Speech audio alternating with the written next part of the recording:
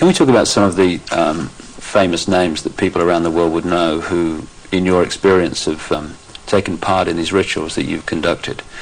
You say you've conducted them in Europe and the United States. Can we start with the United States?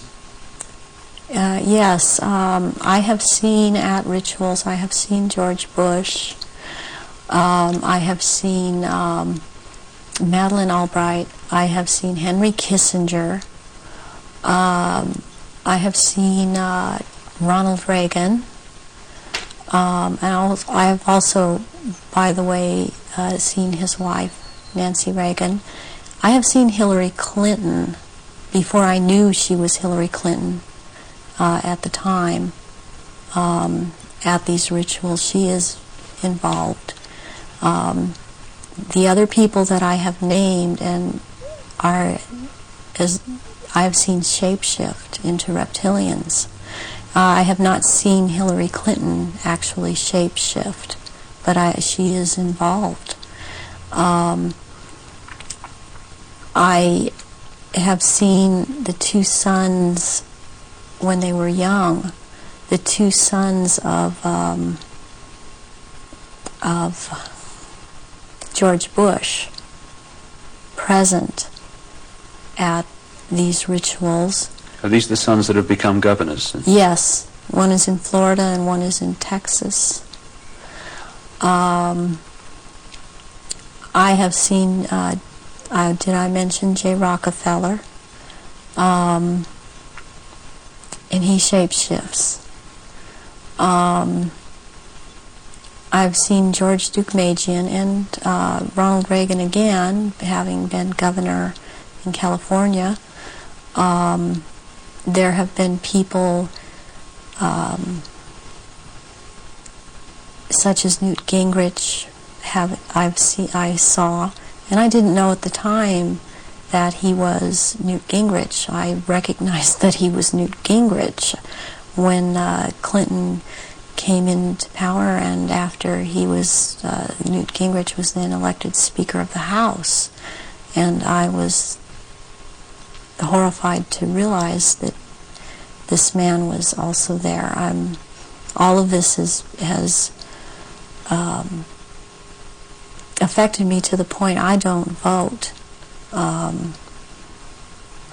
All of these people seem to all be connected to the Illuminati, and I don't feel like being part of having anything to do with them.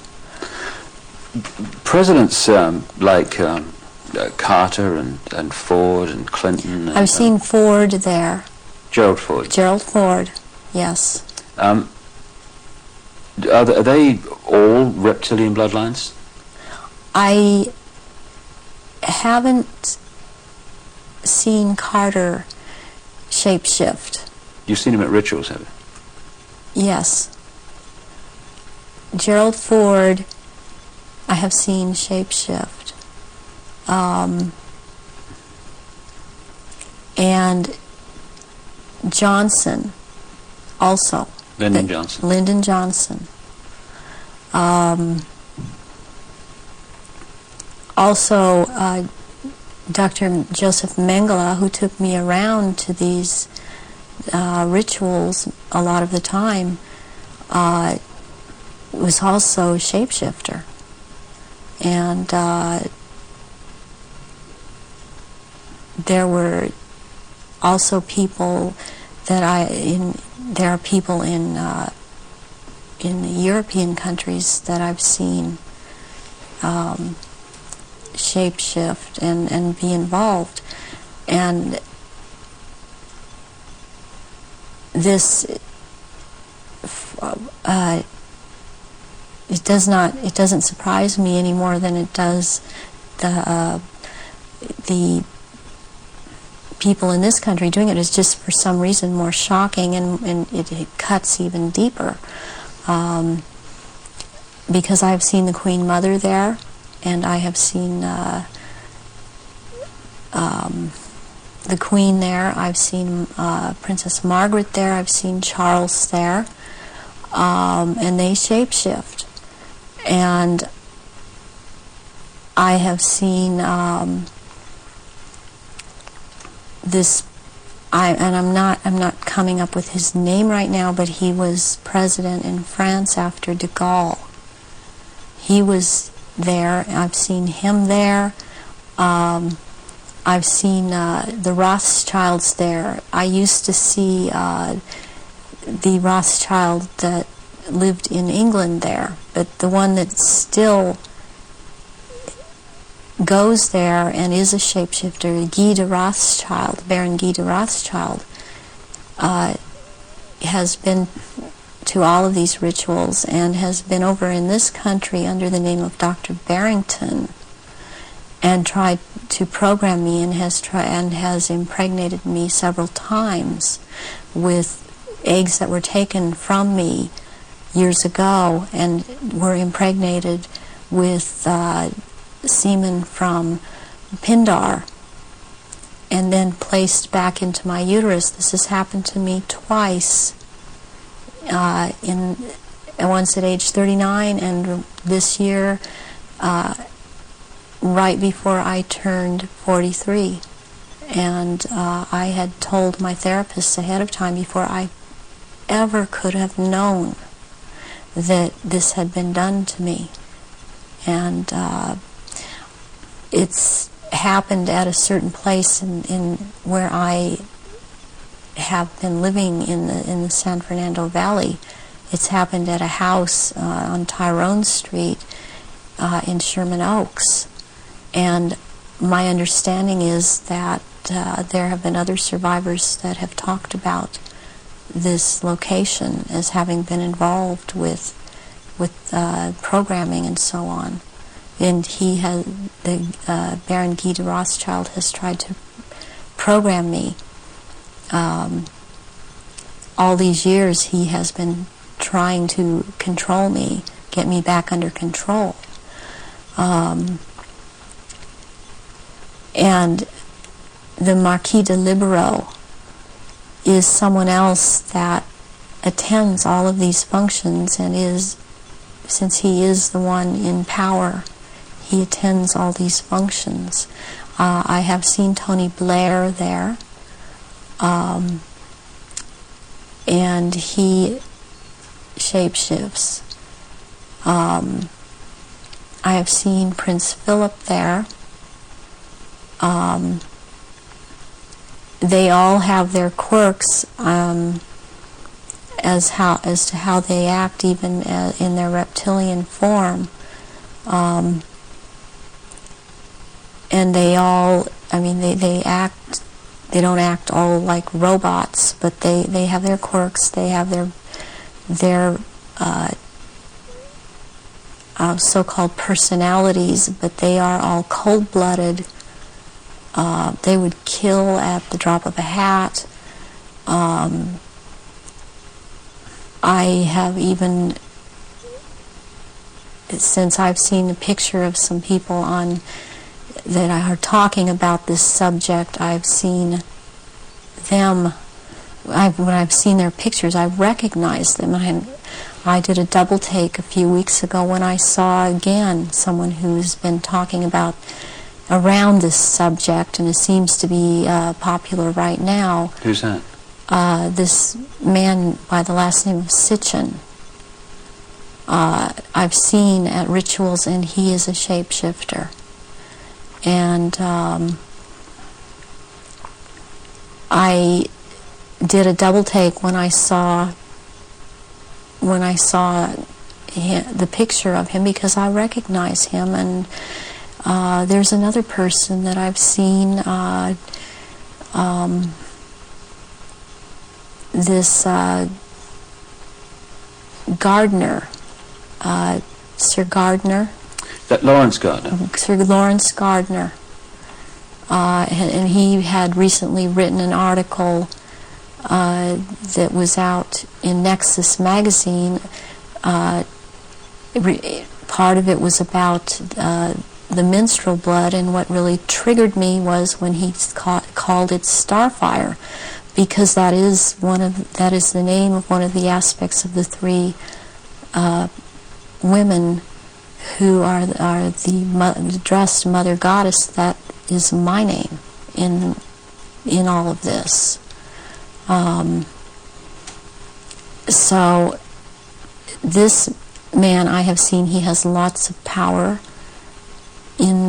within this sect of reptilians, and he's someone that you would want to watch out for outside of this too, as is this Sitchin person. What do you remember about Zachariah Sitchin? Zachariah Sitchin was someone in the rituals in attending the rituals who was not a major player in as far as the rituals went, but was someone that others present did not make remarks at, or were very careful as to what they said around him. And he was talking about, he would be talking about doing away with people, persons that were in his way, or were putting out information that he didn't feel that he wanted put out. He is very much a disinformer, and that is his job, to disinform about what is going on with the Illuminati and with the reptilians. He actually warned me off from investigating the reptilians, interestingly. Even within a secret society, only a tiny few at the core of the core know the real story. And the real story is that these entities exist and that they are the force behind the scenes that is manipulating human affairs. You get to the real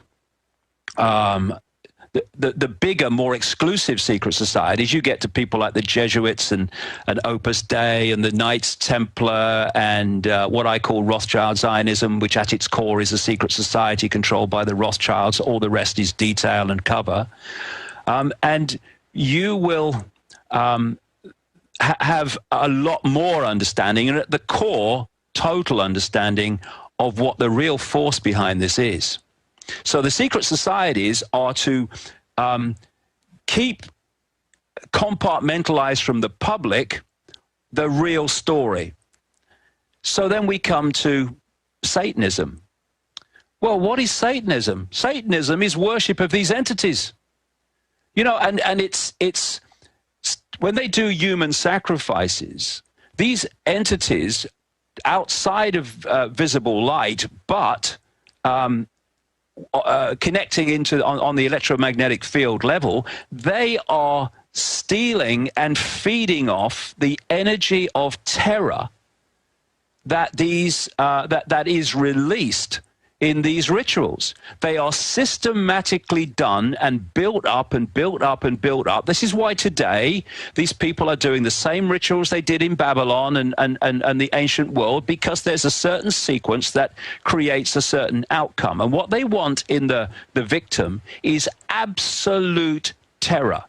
And the entities are feeding off that energy on an electromagnetic level as it comes, as it's generated by the terror. And also, that terror puts an adrenaline, a particular adrenaline in the blood, and that's what the Satanists within visible light, within the ritual, actually are drinking. And this connects us into pedophilia. The energy, these entities are feeding off human energy. When Morpheus in the Matrix symbolically held up the battery and said that the machines have turned humans into one of these, that was a profound truth in terms of what's really happening. They feed off our energy. Now, everything has a frequency. And if you have a frequency yourself, a frequency range, you can only absorb energy in that frequency range. Otherwise, it passes through you. Never the twain shall meet, just like radio stations can share the same space but not interfere with each other. And their frequency range resonates to the same frequency range as what I call low vibrational human emotion: fear, anxiety, hatred, terror. All these things are within that frequency range. So the more that humans can be manipulated to generate fear, anxiety, my goodness me, how many excuses are we given for it? The more energy they are absorbing. But this brings us round to pedophilia, which also connects into the same thing. Because the energy these entities want more than anything else is the energy of children before puberty. You know, we see puberty as a hormonal change, and in this visible light holographic realm, it is. But actually, the hormonal change is just a visible light level expression of a vibrational information change going on at the deeper energetic levels of the child. And they want the child's energy before that change takes place. It's a particular purity to them. And thus, when we look back into history and we see this common theme of sacrificing young virgins to the gods, young virgins was simply code for children, and the gods was code for these entities operating outside of visible light and our ability to see them, though they can enter briefly, and that's when some people have some strange experiences. And so what's happening is that the pedophiles are possessed people. They're possessed at the electromagnetic level, and what is stimulated within them, and in some of these bloodlines is absolutely genetic as well, is an obsession and an addiction to sex with children. Why? Because when the person is having sex with the child, the entity, the possessing entity, is using the pedophile as merely a conduit to draw off that child's energy, to draw off that child's life force. And therefore, wherever you find the possessed bloodlines of these hybrid bloodline networks that are representatives of these entities with invisible light, you will find pedophiles galore, you will find Satanists galore, and you will find initiates of secret societies galore, normally all three, certainly with the top ones. And this is where it comes from. This is why it is, why the ratio of Satanists to the so-called upper levels of society and power is vastly greater than it is in the general population. And therefore, wherever I have researched, anywhere in the world, people in real positions of power, I have found them almost always, without almost exception, to be members of very significant secret societies, to be great numbers of them pedophiles, and great numbers of them to be Satanists. And, you know, these people that run Satanism, they're not guys from the street. There was a guy called David Berkowitz, the son of Sam Killer in New York, who, when he went to jail for it, started a series of correspondence with a Christian minister, in which he held his hand up and said, yes, I did it, but I was a front for a satanic coven cult. And he said in one of his letters, Satanists are peculiar people. They aren't ignorant peasants or semi-literate natives. Rather, their ranks are filled with doctors, lawyers, businessmen, and basically highly responsible citizens. They are not a careless group or are apt to make mistakes, but they are secretive and bonded together by a common need and desire to mete out havoc on society. It was Aleister Crowley who said, I want blasphemy, murder, rape, revolution, anything bad. What comes from blasphemy, murder, rape, revolution, anything bad. Low vibrational human energy, which these entities can feed off. This is why society has been structured to generate that energy all the time. A war, imagine a war. And the energy, the low vibrational energy that is generated from pepper bombing a city of civilians or a world war. And there was a Swiss banker who last year told a Russian magazine, a magazine called Noviden, he was talking about Satanists in banking. And he said, these people are corrupt, sick in their minds, so sick they are full of vices, and those vices are kept under wraps on their orders. Many are into Satanism. When you go to some banks, you see these satanistic symbols, like in the Rothschild Bank in Zurich. These people are controlled by blackmail because of the weaknesses they have. They have to follow orders or they will be exposed, they will be destroyed, even killed. So if we take... and so much more comes from this, which I'll go into in Wembley to explain the world that we're living in and why they do what they do. But if we take this situation that Alex mentioned earlier about this story in Britain relating to a man called Jimmy Savile. For people around the world who will not have come across him, Jimmy Savile was said to be a national treasure in Britain. He was one of the first people in the late 50s, very much more into the 60s, who became one of this new genre in entertainment called a disc jockey. And he, you know, in the swinging 60s in Britain, he would play the records, he would be on the television and the radio and all the rest of it.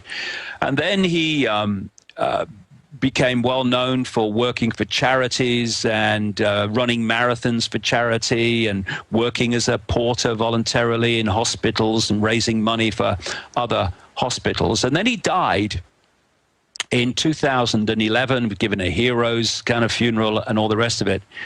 And then a few weeks ago, about 2 weeks ago, pretty much out of the blue, really, independent television in Britain produced a documentary in which they talked to a series of women who had been sexually abused by Savile when they were underage years ago. And what this did was trigger a massive number of other people to come forward, because at last they thought, oh, someone's going to believe me now at last. And they've come forward, and the police have said they've got something like 340 leads on this whole affair the last time I saw it. Well, I can tell them this, because I knew about Savile back in the late 1990s. They can double a number, triple it, multiply it, or whatever they like, before they've got anywhere near the number of victims of this guy. How I came across it was, in the late 1990s, I went to a meeting of a few people at the House of Lords in London, the Houses of Parliament. A bit strange to be invited there. Anyway, we were in this little room, and there was 2 or 3 members of the House of Lords there and 1 or 2 other people. And I thought, what am I doing here? Anyway, people started discussing things. And there was a lady there that kept saying some very interesting things about Princess Diana. This is not long after she was killed in Paris. We're talking probably late 1997, maybe into 98. And at the end of this little meeting, I said to this lady, that's very interesting what you're saying about Diana. How do you know that? And she told me that she had a friend who had been a close friend, and he acknowledged as such, I found out later in the media, as a close friend, for 9 years before they fell out. And this lady at the House of Lords, who was not connected to the House of Lords, she was just a person that was there for that meeting. She said, I think she'll talk to you.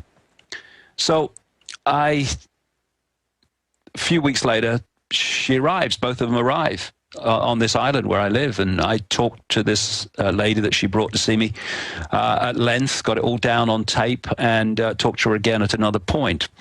And what she was telling me was the horrors that Diana went through when she was pulled into the royal family for no other reason than genetics, to produce the heir in because the reason that these royal and aristocratic and major dark suit bloodlines are obsessed with genetics is because they're trying to hold, by interbreeding with each other, this hybrid genetic structure of these hybrids that are representing these entities with invisible light. If they start breeding outside of this hybrid network, then that hybrid nature is diluted very quickly. This is where interbreeding between royal families and interbreeding between banking families and all that stuff actually comes from, the blue bloods. And anyway, they wanted the Spencer genes from Diana and the Windsor genes to come together for various reasons, which they've got with this guy, Prince William. Anyway, she told me about all this, and then she started telling me about the pedophilia that went on, and Lord Mountbatten's connection to many things. This guy that was killed apparently by the IRA in his boat. I would fundamentally dispute that for my own information. But anyway, this whole cesspit that we call the British royal family was revealed before me in detail.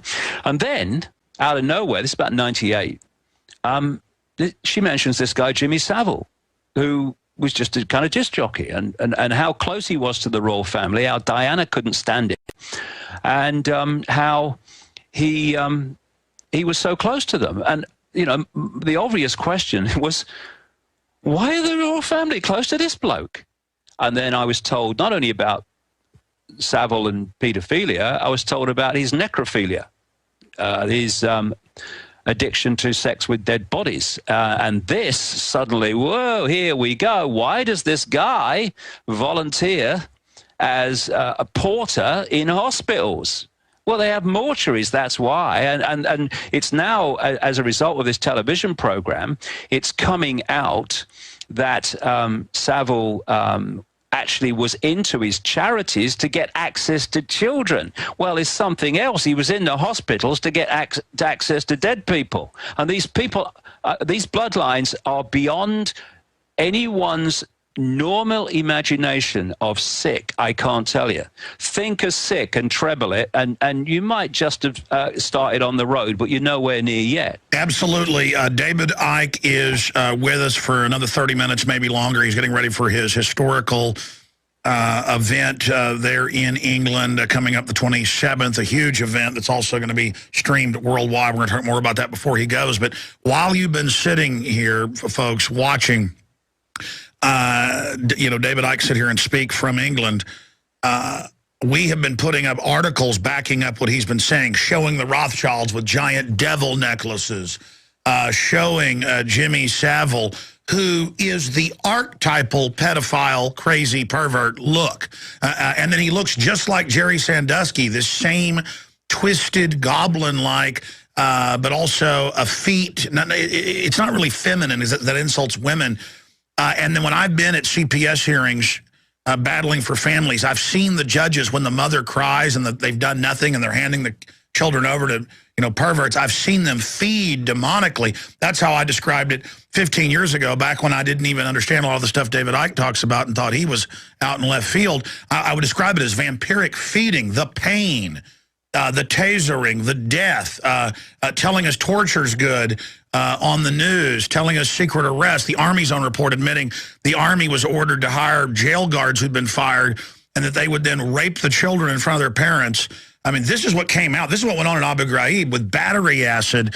I can't even say it on air. They would take large objects, put acid on it, and then torture 3-, 4-, and 5-year-old children. And then, of course, the videos were swapped around Congress. They called it an investigation, and Bush reportedly would spend quite a bit of time. It came out the White House had files of the torture. And so they're just mainlining this. And it's true. I mean, whether it is entities or not, they might as well be demons. The 3- and 4-dimensional electrochemical map the brain is creating, well, I mean, you know, that is a demonic entity one way or another. These are demons. And then I remember you talking about this. You've gone and had rallies in London. You've gone to Scotland. You've gone to other areas where they're arresting people that are exposing this. And, I mean, it's come out in every city, in every major town, because they're not all powerful. that, little kids dead in dungeons, all over Europe, prostitutes being found dead in dungeons. It comes out and nobody gets in trouble. The Texas Youth Commission was caught literally, quote, with police and judges and bankers pulling up to the CPS facilities. The Texas Rangers tried to stop them. They shut them down and even removed the head of the DPS because he wasn't going along with them a few years ago. And then they had the commission people come in that basically looked like a bunch of Jimmy Saviles and just whitewash it, and no one got in trouble. And it was gladiatorial battles with, 10 and 12 and 13-year-old kids. In some cases, they were dying. It was mass raping. It was judges going and saying, I want this one, I want that one out of the cells.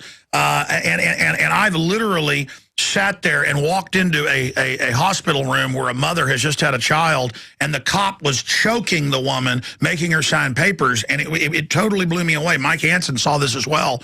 I mean, and the average person doesn't know, or when they come and get you, I'm now ranting here, when they come for you, your neighbor's not going to care and is just going to stand down, well, that's the authorities. And it's a worldwide network. Every culture gets taken over by them. I don't care if it was ancient Asian cultures, Mesoamerican, Babylonian, Roman. The Greeks had human sacrifice, throwing babies and virgins in, that means young women, into the volcano god on the Big Island in Hawaii. Every culture sacrifices children.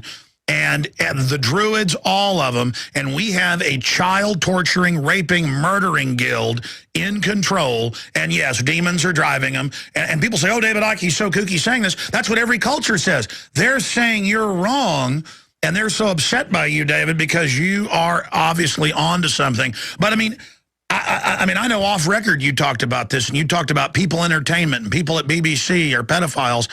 And you've had rallies exposing it, and now it's all coming out, and it's in the news that this guy hung out with the royals. And let's put his image up. I mean, talk about a demon. And then I'll put back up Jerry Sandusky with his little fangs. David, just amazing. I've had my little rant there after 40 minutes sitting back and listening to you. Please comment on what I'm saying and where they're going. I mean, as you said, the whole world is designed, and it looks like it's upside down from those of us that have love and compassion and honor and duty and, love good things. That's ugly to them. That's why the most popular art is dead babies. I see beautiful women all over Austin now with zombie dead baby tattoos as the coolest thing. And the New York Times admits that the most popular art for 2 decades running with the rich stockbrokers and bankers is, $35 million for a crystal skull with semen all over it. I hate to say things like this. Or Schwarzenegger goes to Germany and buys photos of dead babies and little girls dressed up in Nazi outfits. We've actually shown these photos on air.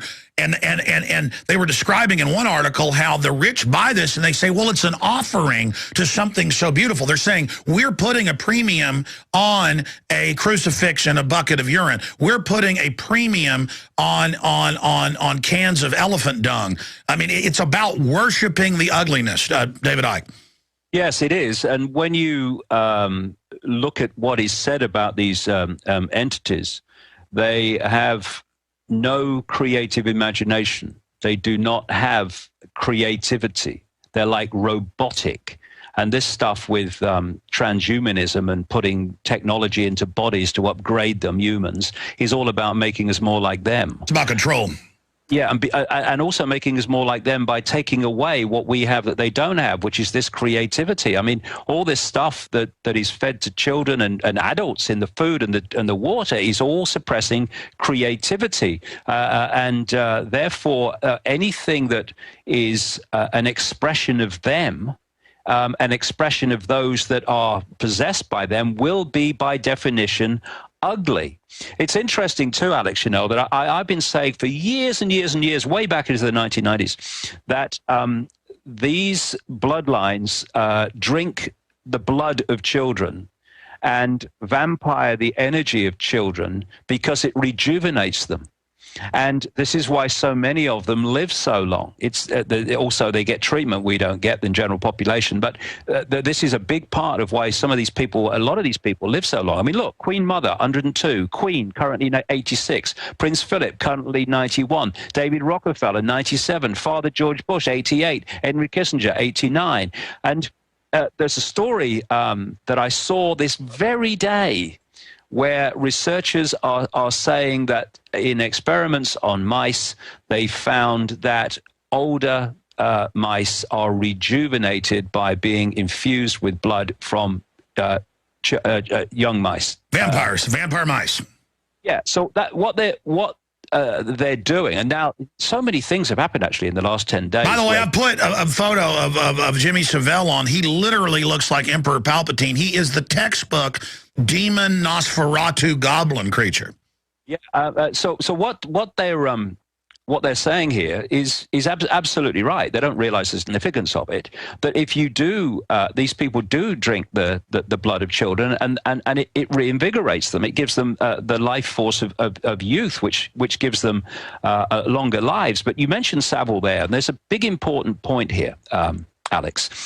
What is happening at the moment in Britain, and it's all in the media. I mean, it's everywhere here, Jimmy Savile, and all the stuff coming out. But it's basically being held at the level that here was a stunningly widespread paedophile over decades and all over the country. And it's being kept to overwhelmingly to the fact he's a famous paedophile that's been exposed. The bigger story behind that is not being focused on, although I'm doing my best to get it out there. And that is that he was a procurer of children for rich and famous people.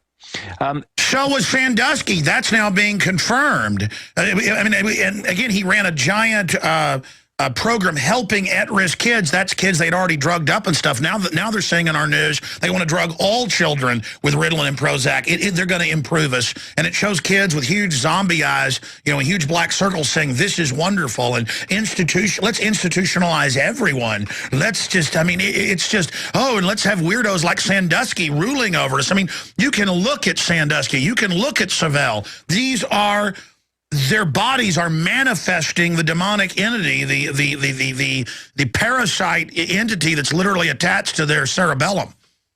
Yeah, the thing is, anyone that's kind of new to this, or has been, even those been following the whole conspiracy thing for a long time, when we appreciate this situation that we've been talking about, then we can appreciate the two things. One, that these are the mentalities that are put in positions of power in the agencies, be it the EPA, the Agriculture Department, Food and Drug Administration, in the TSA, and all these agencies of government and government itself, and in the military, and in all these institutions of control.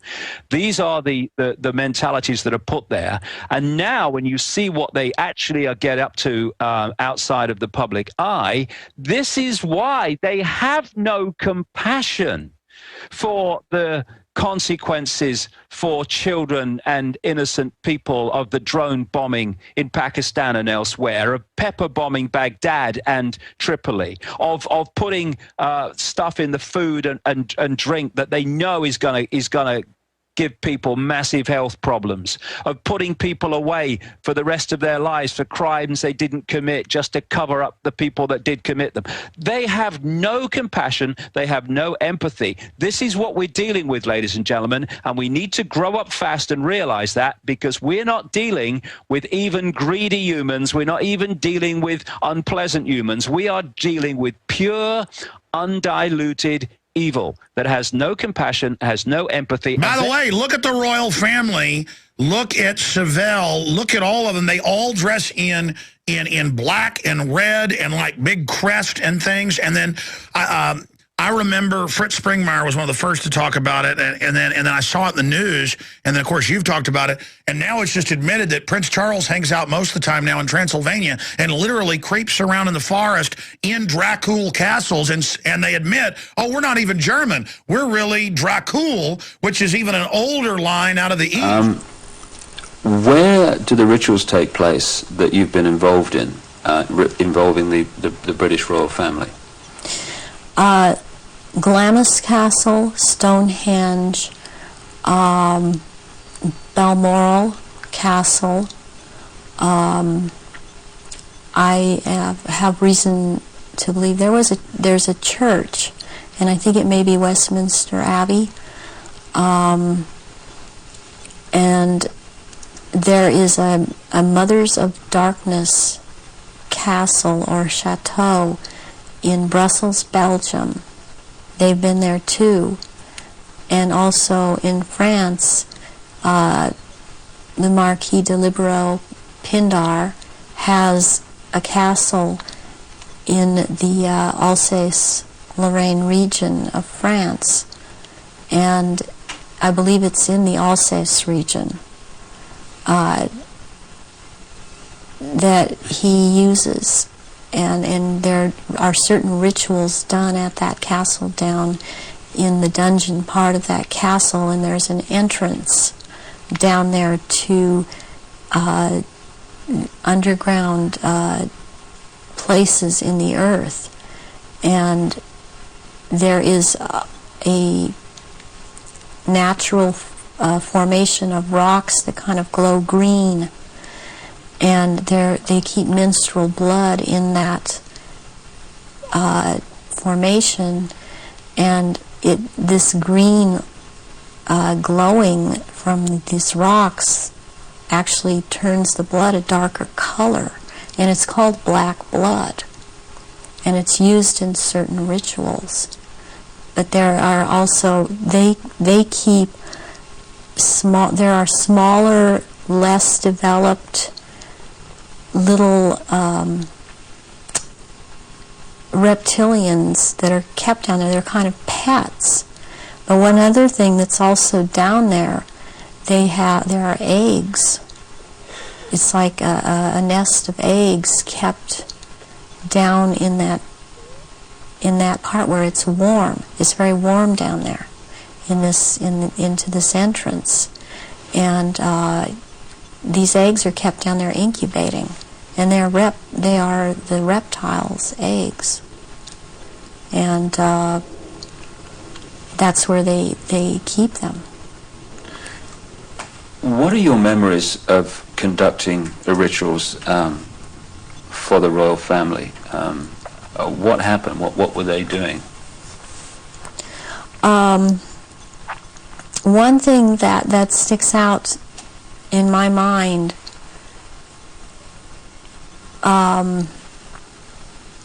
is that there was, before, this was back in the late 70s. This was before Charles was married to Diana. He was involved with Kamala Parker Bowles, and she does not shapeshift, but she became pregnant by Charles, and she produced a baby, and this baby was presented at the ritual and killed, and that is the price, the firstborn between these two, and eventually these two will marry, and that is the price that is to be paid, the sacrifice of the firstborn between a union of these two people. And I've seen that there. Something else that sticks out in my mind is that it was around the late 80s that I saw a very kind of dark man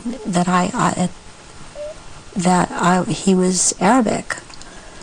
It seemed to be Arabic or Egyptian, and I heard the name Fayed being mentioned, and the Queen Mother was there, and I called her the Black Queen, and she and he were talking very seriously and at some length about a subject. They were mentioning Diana, and they were mentioning his son Dodi, and at the time I didn't know who Dodi was. I knew who Diana was.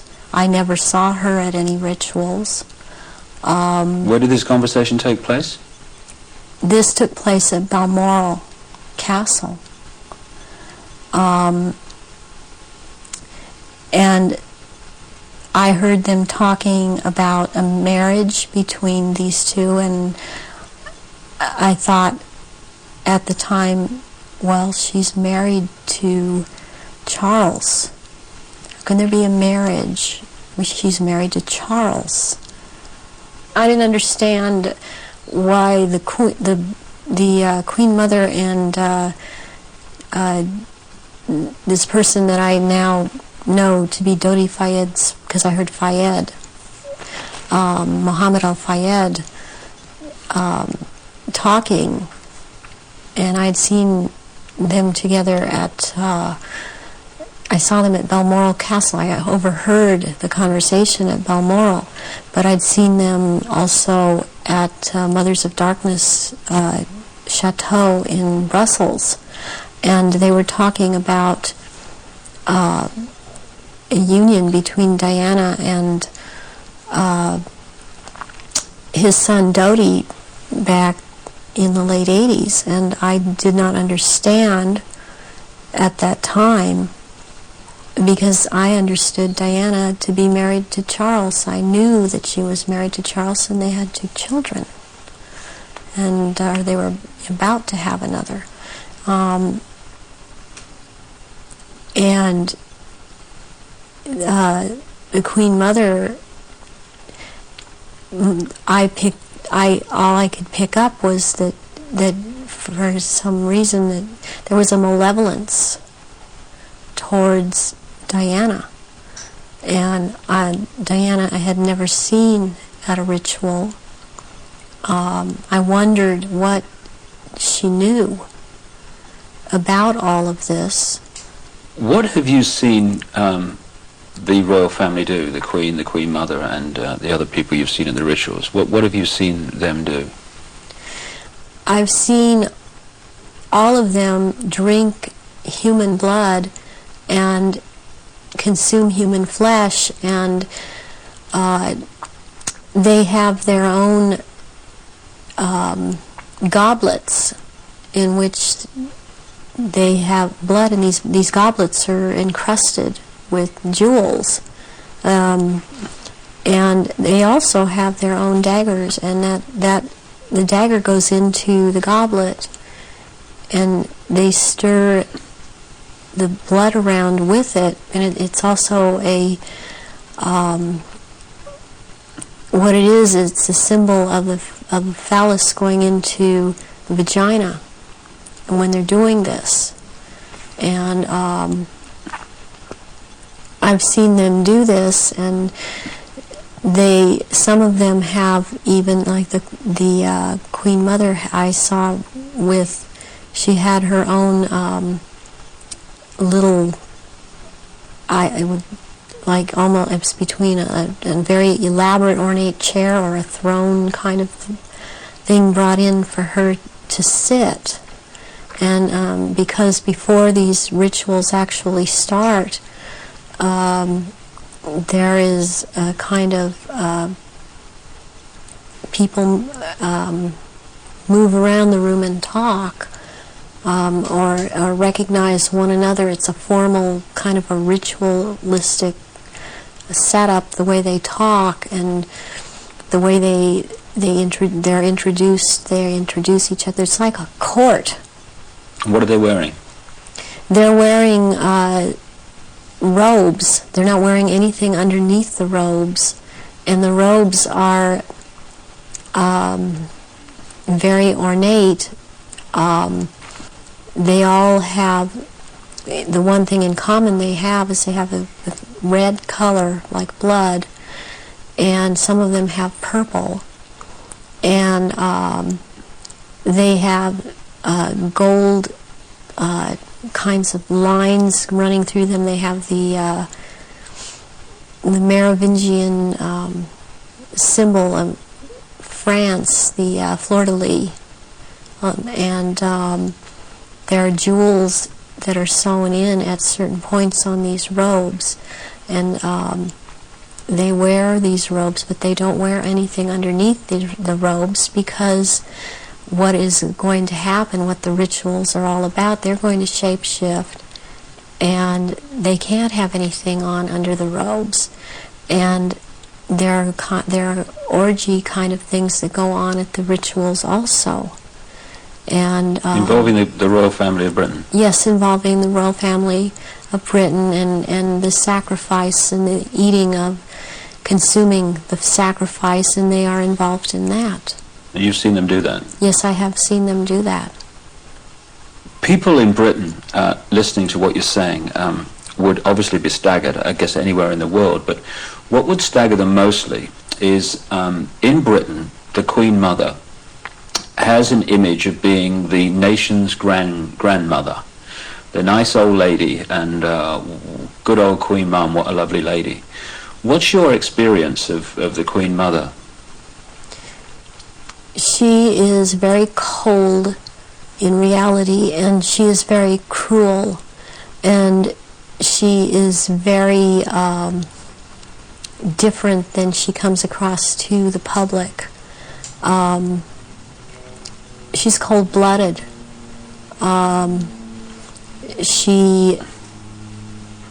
If she feels that you are someone beneath her, even in the Illuminati, that you're at her equal or your station is above her, she will not speak to you, she will not recognize you. She obviously, from what I see, enjoys consuming human flesh.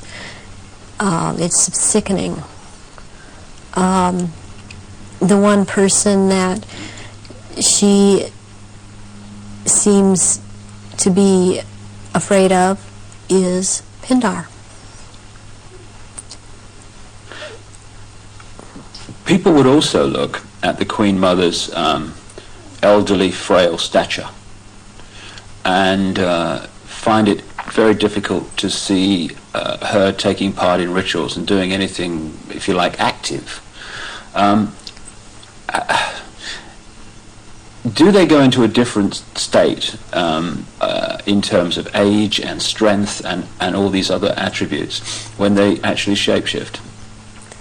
Yes, the human body that they choose to occupy or take when it was young, it ages, but when they take the reptilian form, these reptilians live hundreds of years, and so they have to have taken more than one human body to live in.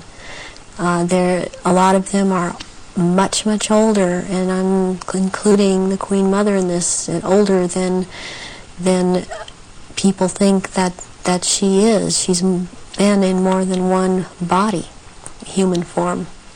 And when the time comes, if it is time for her to go on, it has been chosen that she still has, it's known that she still has life or years to go, again, she will be put into the body, the essence of her, and the reptilian form will go, or the essence of her will go into another body that is also has the ability to shapeshift into reptilian form.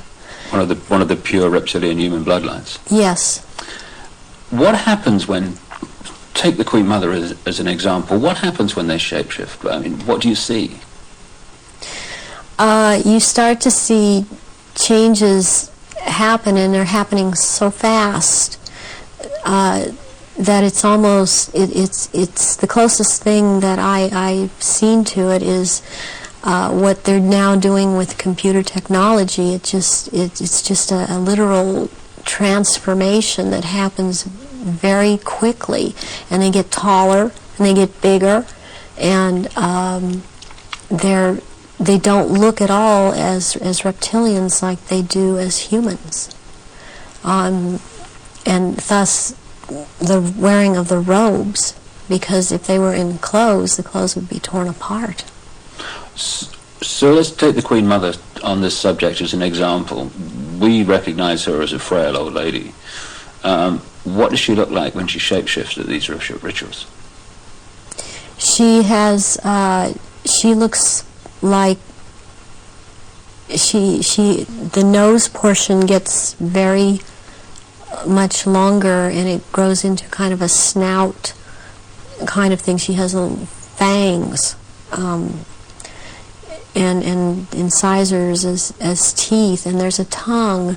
They all seem to have this kind of tongue when they're at this level.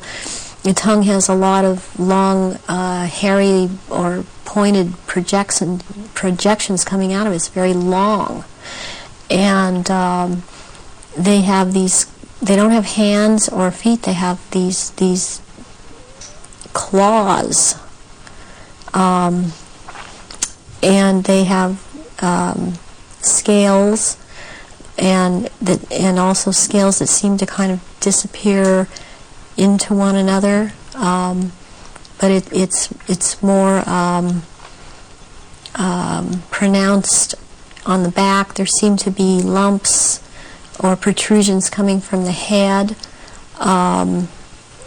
There seem to be some kind of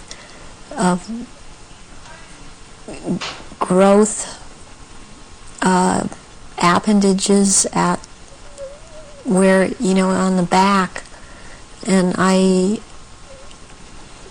they seem folded, and not all of them have that. And there is a tail, and they a lot of times will keep the tail curled, and and I've seen her when she's very displeased with something, as I've seen other members like this. This tail is whipped around, very agitated, and they do, and she hisses.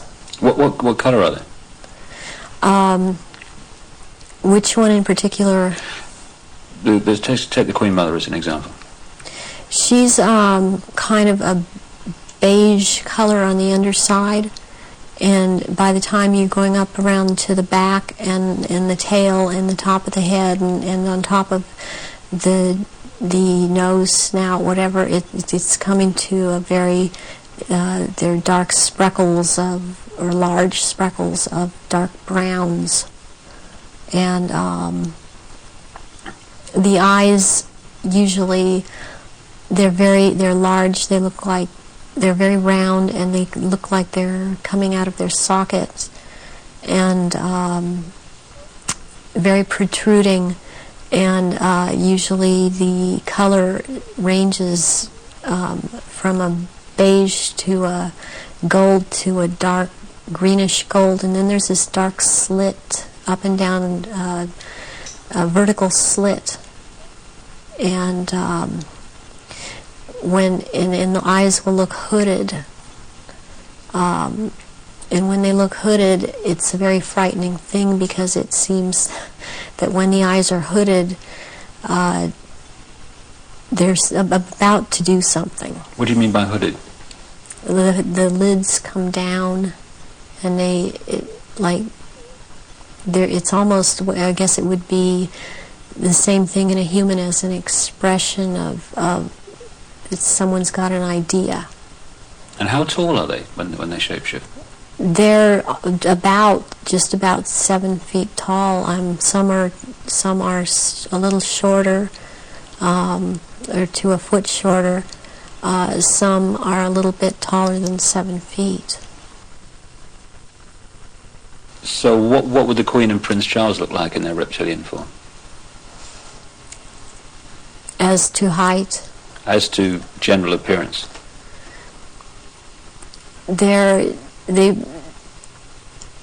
Charles resembles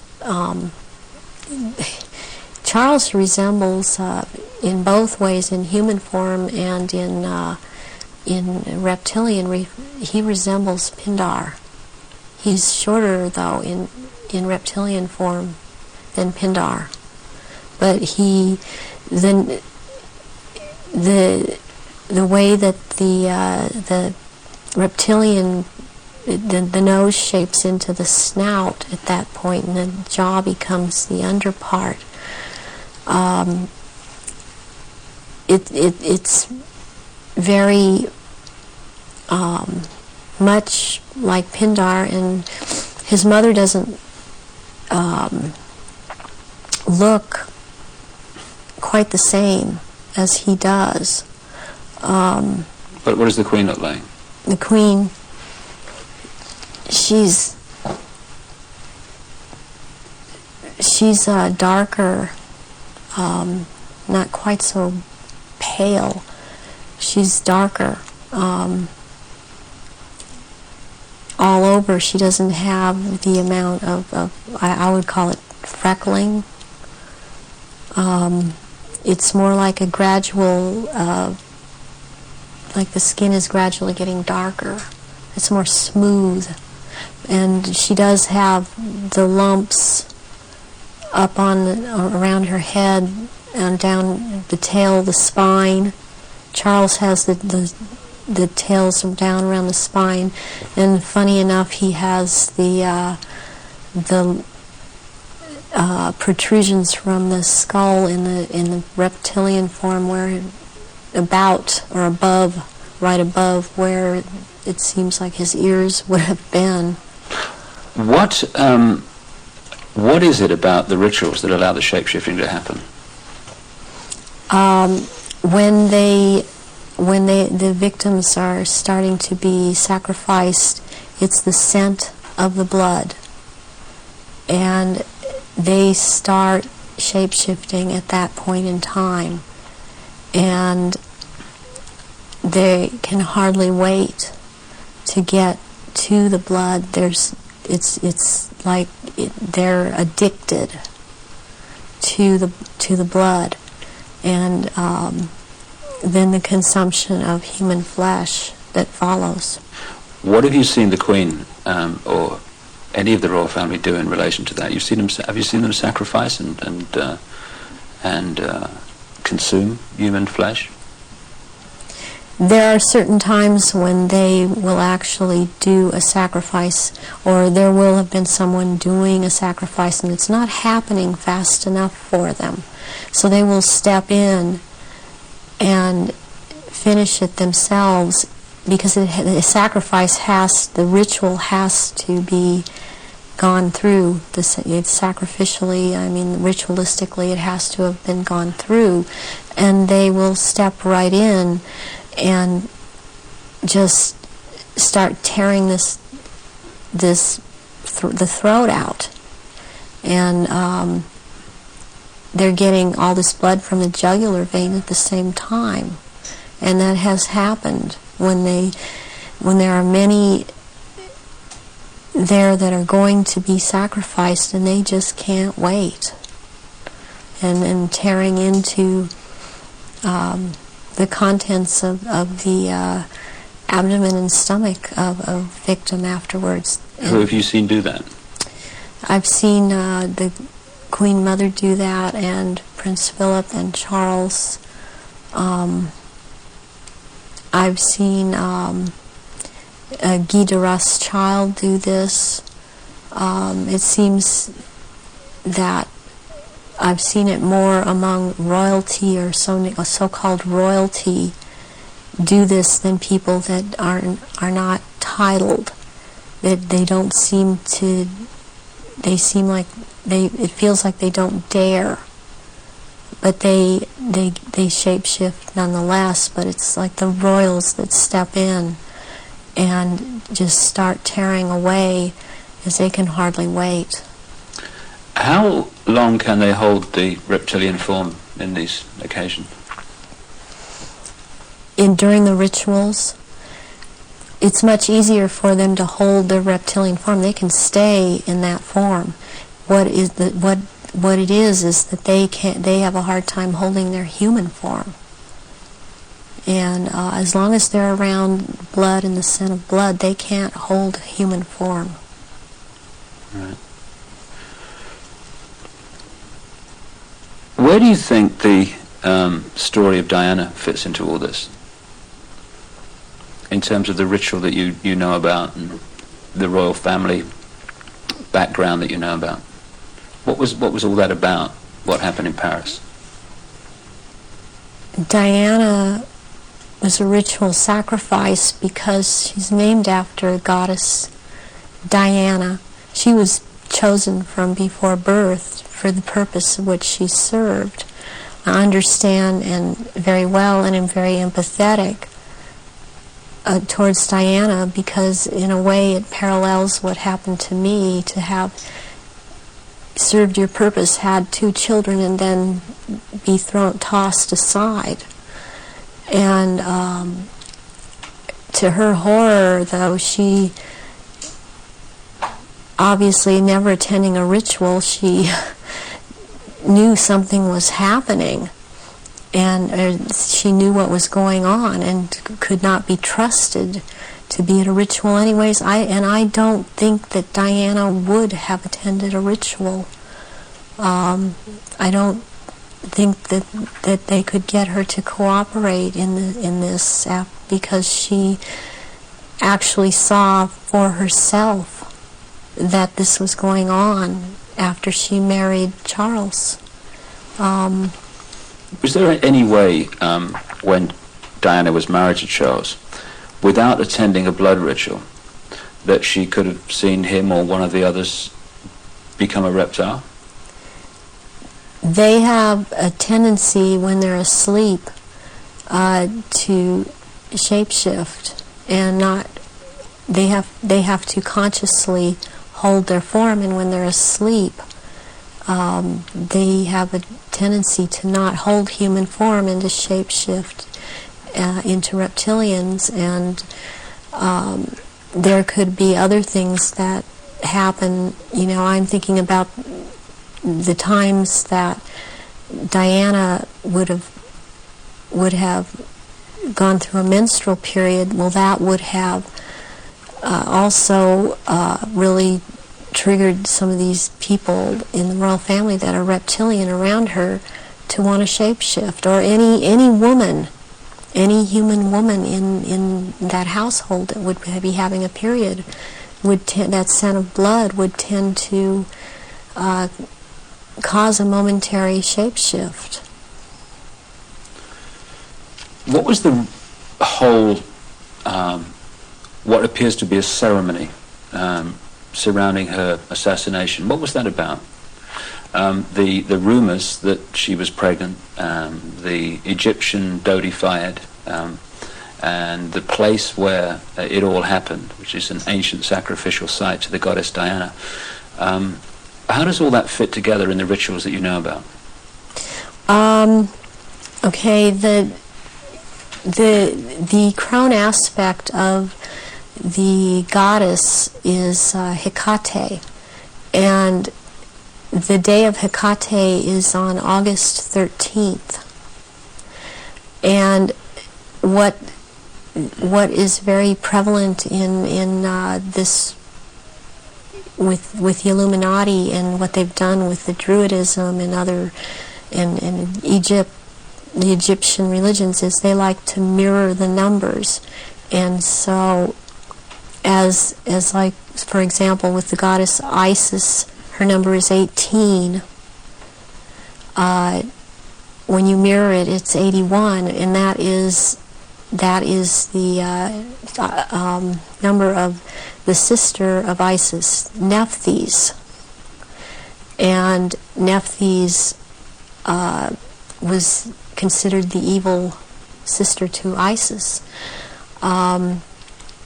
With Hecate, what I think happened here is that she was sacrificed, and it was a very important sacrifice because 3 people died, and it was a picture of the triad of Isis, Osiris, and Horus to them. Horus being the unborn child of Dodi Fayed that Diana carried, and was 3 months old, which is another very important fact, a number that's important to them, to be 3 months old. Sacrificial babies are taken in utero at 3, 5, and 7 months. And when I heard about this was a deal that I understood now had gone down. And she had to die in that tunnel because that tunnel's the passageway for Diana, the goddess. And she died at the 13th pillar again because of Hecate. And she died on the 31st because it's the mirror image of 13. And my understanding of what I get inside of me, and because I was told by Baron Guy de Rothschild last beginning of February when he was in this country and he was there to try and reprogram me again and impregnate me, was that he was in the tunnel that night. He had to be there because not only was it a ritual death of Diana, this was also about taking her soul, and he was taking the soul of Diana, which no one else there could do. Whoever was present there could not do it. He could do it, and he was in France. This is the hypnotic stare you talk about. Yes, and drawing in the breath. And he had to be there to do this ritual killing, this ritual murder. This would mean that the ambulance team and a doctor that arrived within a minute of the crash coming the other way must have been in on this whole deal, or at least the people in charge of the ambulance team. From your experience of the kind of people involved in this Illuminati satanic network, do you think that's possible, that they could set that up? Yes, I do. I've seen a lot of things set up that if you did not know, if you weren't in on the so-called inner circle, or know what the Illuminati can do because they depend on people not believing they're really there, you would not, you would have a hard time believing it. We just come back, if I ask Mike just to put Mr. Straw back up on the screen, because I'm just going to read that little last bit of that quote again. So Mr. Straw, he made it illegal for any children currently in care to speak out, even if they feel they're being maltreated. So against the background of what you're telling us about harrowing information about what's happening for children, this man is saying... Sorry, where was that quote from? Actually, it was from a newspaper, The Independent, yeah.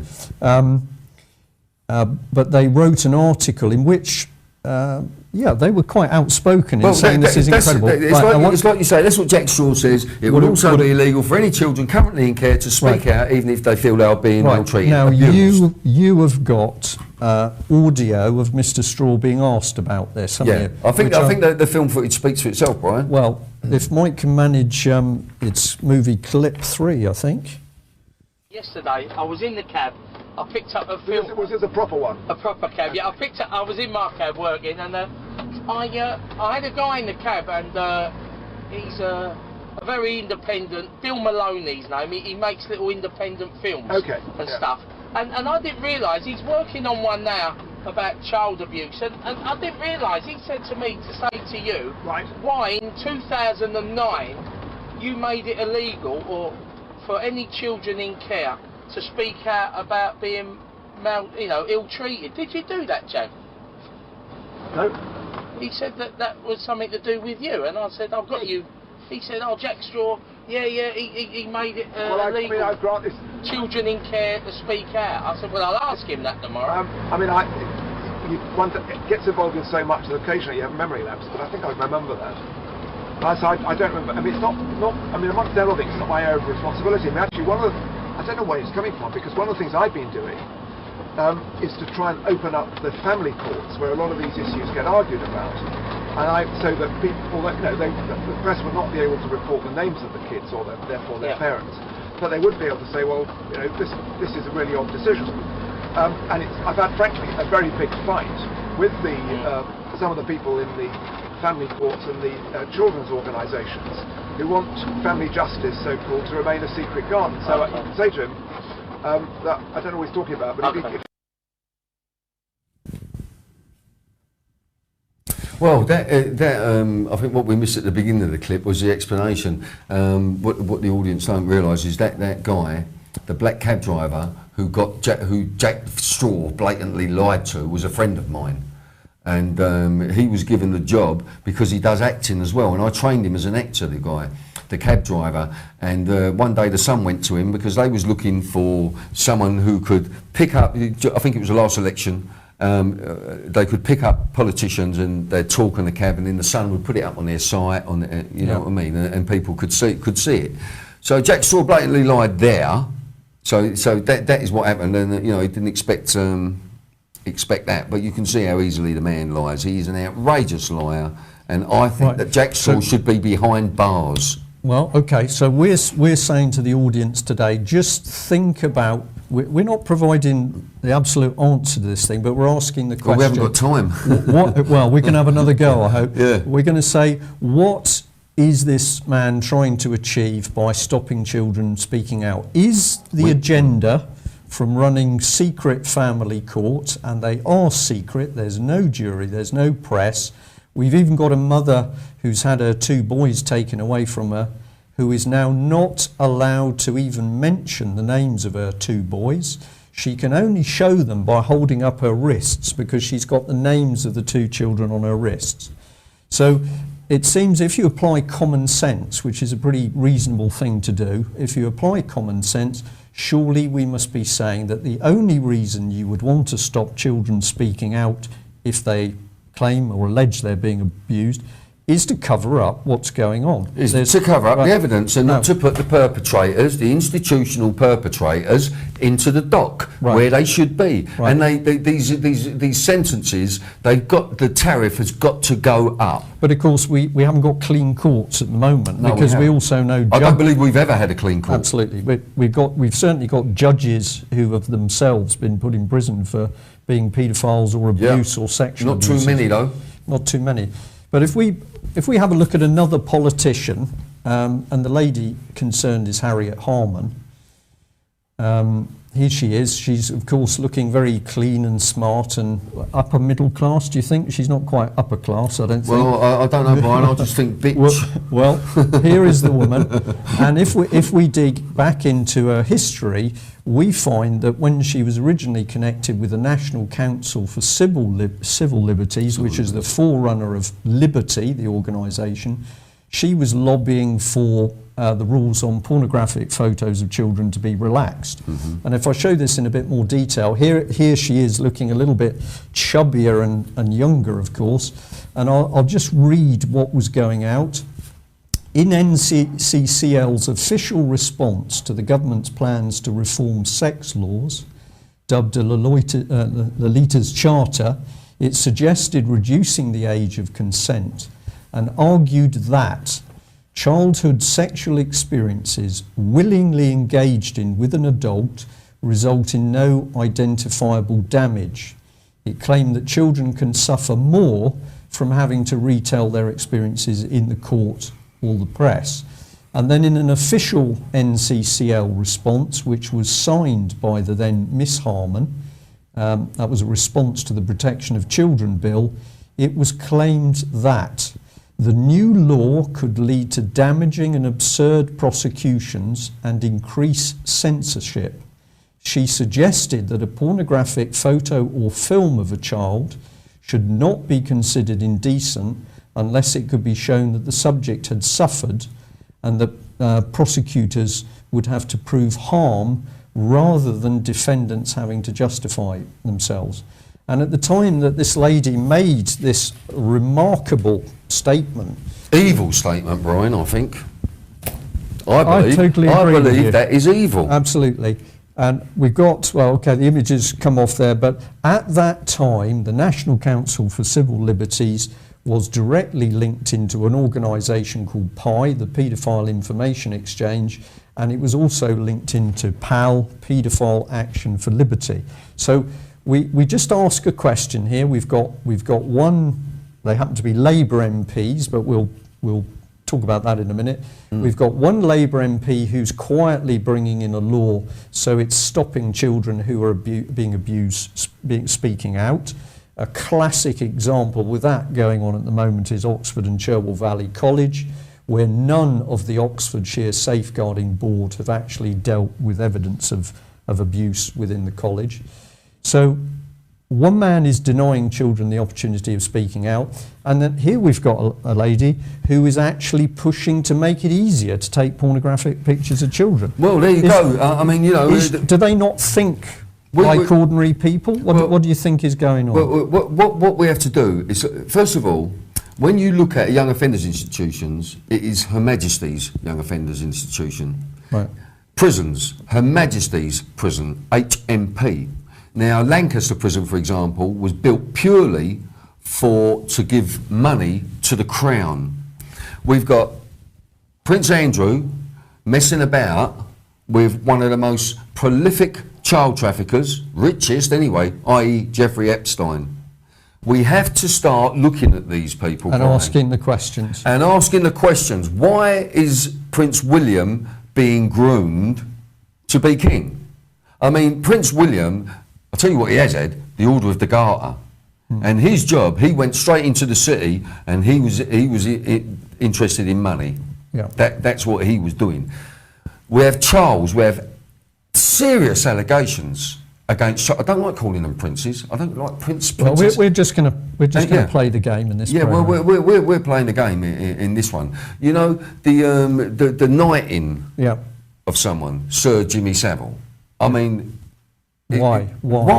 Yeah. Why? Kneel. Well, I mean, this is a Christian society. Well, now, the Bible tells us you do not kneel or bow to anyone. Or take an oath. Or take an oath. Yeah. And then when we get this knighthood, you know, the Queen owns the island of Jersey. Right, so we don't own it, Brian. The UK doesn't own the island of Jersey. Okay. The Queen, the Crown, owns the island of Jersey. Let's get that straight. Right. And she has taken no responsibility. All she's got to say, this is outrageous. She said something about Hamza, the guy, is it Hamza?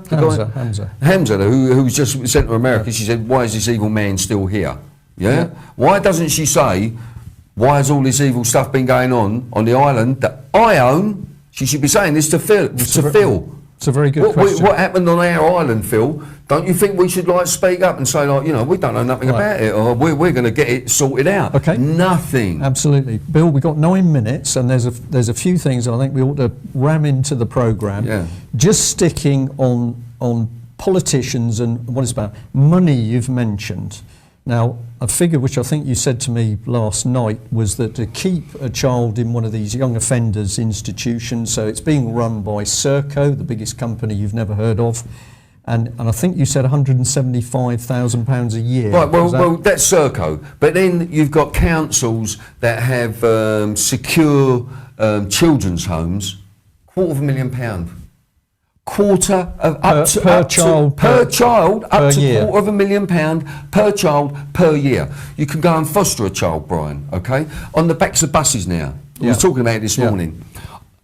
Got a spare bedroom? Are you over 25? Why not foster a child? Yeah, so children... Not, have you got children? Have you got a family? Could you accept a child into your family? Have you got a spare bedroom? Are you over 25, want to foster a child? Yeah. So they will get up to 500, it starts at about 400 and something pound a week per child, nearly £500 per week. A lot more if the kid's got learning disabilities or any kind of incapacities about it, a lot more. Yeah. So this is big profit. And that is why the kids have not been put out for adoption, because the money is in the fostering. Yeah. Well, we know even with the legal fees around family courts, we're talking about a minimum of £20 billion a year. Crazy. And if we tot up the sort of figures that Bill is talking about here, and please go away and audience, please go away and check this stuff yourself. We're also talking about tens of billions of pounds around. Children are big money. Yeah. Now, could I just say one thing quickly? Yeah. That People say to me, Bill, why do you think these people are killing the children? Why are they burying them? You know, Lenny Harper's investigation, you know. Lenny Harper's investigation. You must see, you know, please watch Sun, Sea and Satan. If you don't watch any more of our work, just watch Sun, Sea and Satan. You know, it's, they say to me, why do you think these people are killing these children, Bill? Because today's victims are tomorrow's witnesses. You've got to get your heads round this. Today's victims are tomorrow's witnesses. If you've got a good life, but you killed a child, it's going to come back on you. You know what I mean? Absolutely. If you don't actually kill them. Right, let's get in our remaining little film clip if we can. And this is where you had the opportunity to speak to Harriet Harman. To ask her a few questions. Harriet Harman and Ed Balls, or is it just it's Ed Balls as well, and also the union man whose name escapes me. Dave Prentice. Right. So Dave Prentice. We've just about got time to get this clip in. Okay. Harriet, right, if I can just give you 1 minute. We're talking about child abuse. We'd just like to talk to you about the cuts and how it's going to affect child abuse. Harriet, you don't want to talk about child abuse. I understand that, Harriet, but you're here to talk to people on the street, and we represent... So Harriet Harman doesn't want to talk to us about child abuse today. She didn't say that. Okay, at the moment she doesn't. She didn't say Well, that's what he said to me. I gave her a chance. Mind your own business. Let's go again. Let's go again. Let's go again. Chop, chop. This way. You've got to get the face. Get the face.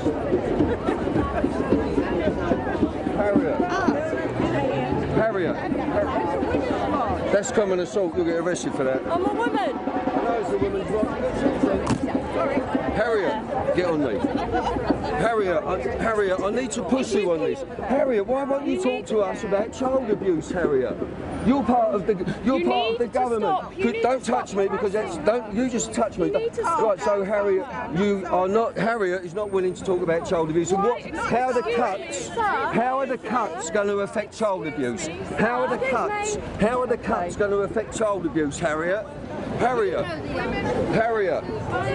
how are the cuts going to affect child abuse, Harriet?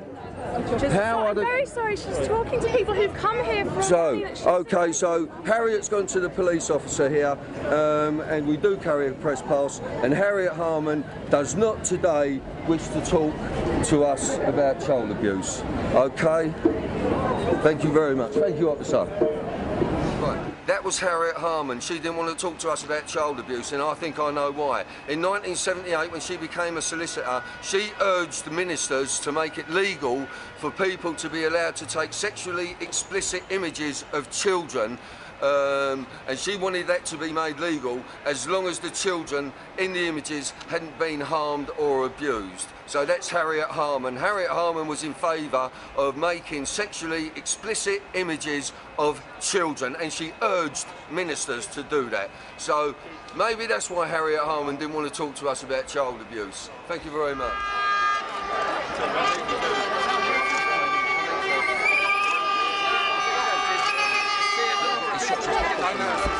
It's Bill Maloney, and I represent a film company called Primass Films, and we're interested in what the cuts are going to do against child abuse and young offenders institutions. Hey, mate, I think it's very important we make... I'll talk to Ed, not you. You're here to talk to people. I'm just going to the BBC. Ed, I represent the lower working classes, and I'd like to know what you're going to do, what your government... Let that girl alone. I want to know what you're going to do to help child abuse. And you've been talking about this before. What are you going to do about child abuse in our young offenders institutes? Bill, yeah, so you don't want to talk about it. Well, talk to me about it. Let go. What are you going to do about institutional child abuse operating in this? There you go. Yeah, there you go. Well, so they don't want to talk about this subject. They don't want to talk at all. No, they don't. Right, we've got a couple of minutes, just a couple of quick slides to put up. This one turns me cold. We now know what's been going on in the BBC, and this is the BBC a few years ago, where the BBC were advertising children for adoption. They had a magazine called Families Wanted. I have a copy of that magazine. You open it, children being advertised like puppies or iPods. Yeah. Where are these? Where have they come from? Have they been willingly given up? So that's one. The second one is that we know that the BBC is highly selective. It doesn't want to get involved with the Holly Gregg case. Down syndrome girl abused. The BBC doesn't want to get involved. Once again, institutions. Right, and here is Kevin Annett, a pastor who's been warning about the abuse of children in Canada, but with links back to Britain. He's now been banned from Britain. And links to the Crown as well. Our Queen and Prince Philip going out to Canada and taking 10 children from the smart class of a school, and those kids never been seen again. And then they're prancing around, hanging around. Look at Jimmy Savile. Put this image up of him with like some vampiric crest around his neck with red shades on, and then next to Sandusky. I mean, these are Nosferatu. These are undead. That is what they are. I've been around them. I've been at the CPS courts, and I'm a strong man fighting for these families, but I literally couldn't do it anymore because I was watching them suck the energy out of the crying families. The more innocent, the better. And when the cops drag a little kid away, they're feeding. And it's not the average cop. They have special pervert cops that have the same giggly pig faces, the little goblin faces of Sandusky and stuff. It's like a vicious hate, but also a weakness. You know what I'm talking about, David? Yeah, the thing that you just mentioned, Prince Charles and Vlad Dracul and the family from whom Bram Stoker gleaned his Dracula. Dracul. Exactly, and it was all related to reptilian imagery, and they were members of an elite order going back to ancient Egypt, probably further, called the Order of the Dragon, its short name anyway.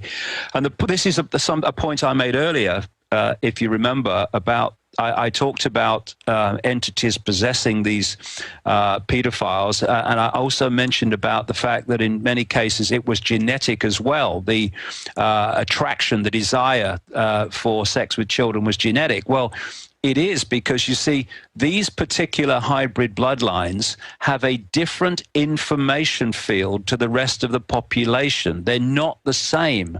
And thus it is absolutely in line with what I've been saying all these years, that the British royal family should be genetically related to the Dracos in Romania. I mean, you know, this is where it is. I mean, Mary of Teck, the grandmother of the present queen, was directly related to the sister, one of the Draco sisters.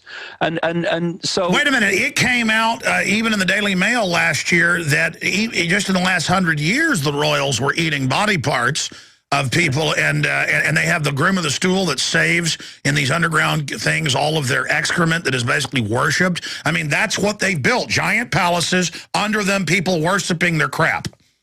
If people, and they're going to, but if when people realize who the British royal family really are, who the Bush family really are, who the Rockefellers really are, who the Rothschilds really are, and all these people, they are going to be beyond shocked. But going on for the Savile story, the procurer of children part of his whole deal is very, very important, because around the media and people in general in Britain at the moment, they're saying, how come there were people reporting him to the police and nothing was done?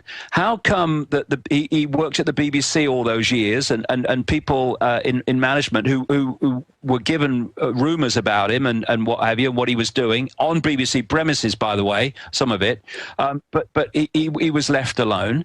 It's because, as he said in various newspaper interviews and television interviews over the years, I'm untouchable. I can do anything I want. Nothing can stop me doing what I want. Why? Because these procurers of children, they go two ways. One, they procure children and they're safe. They're not going to talk out and reveal what's going on. They are left alone.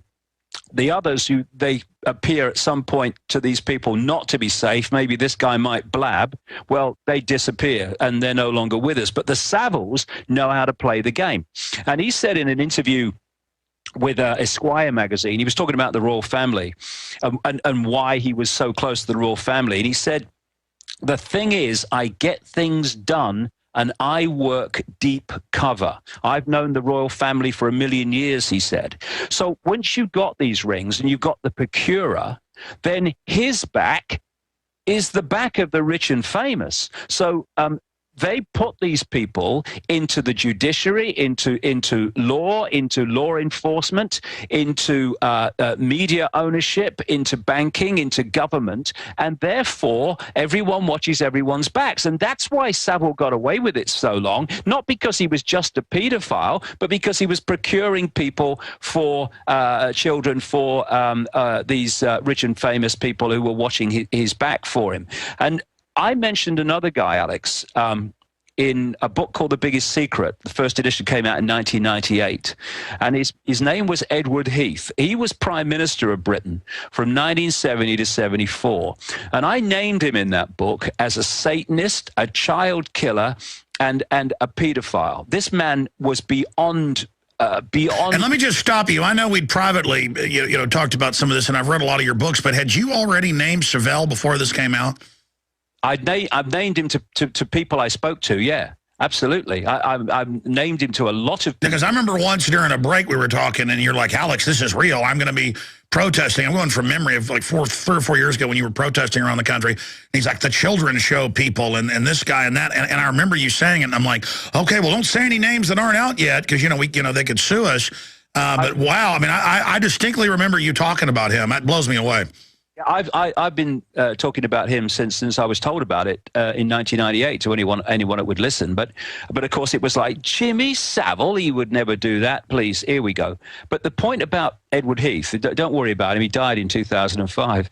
But I named him 7 years before he died. No, you named it in the book, and he didn't even come after you.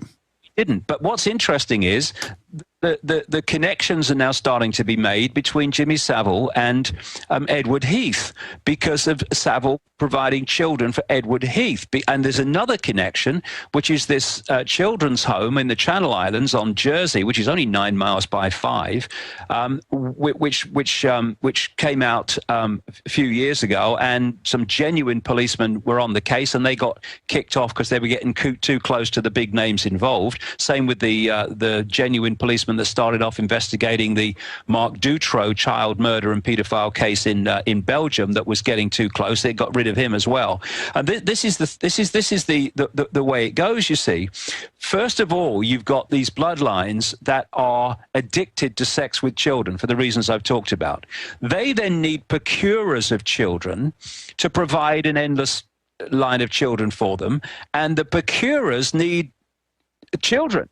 And this is why these networks invariably are always seeking and often succeed in hijacking and taking over children's homes all over the country and all over the world. Of course, the Boys Town in Nebraska is a classic example of a place where so much of this stuff has been reported to go on. People like John W. DeCamp.